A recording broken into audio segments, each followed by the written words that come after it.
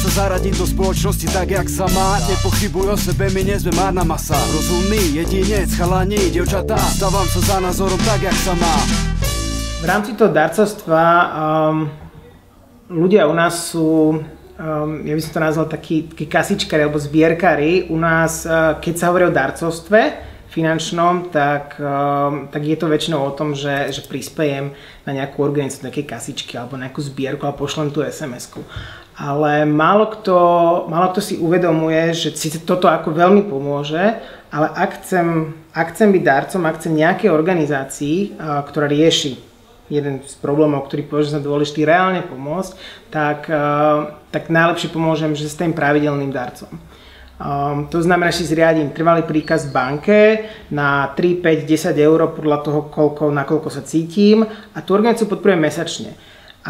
A výsledok toho je, že namiesto nejakého 1 alebo 5 eur, ktorý oni raz za rok od mňa dostanú, ja sa cítim dobre, však som podporil toho a toho, tá organizácia má pravidelný prísun peňazí od svojich darcov, s ktorým môže počítať, s ktorým môže plánovať. A rovnako tie peniaze za ten rok sú oveľa významnejšie ako nejaký jednorazový dar a masívnej zbierky.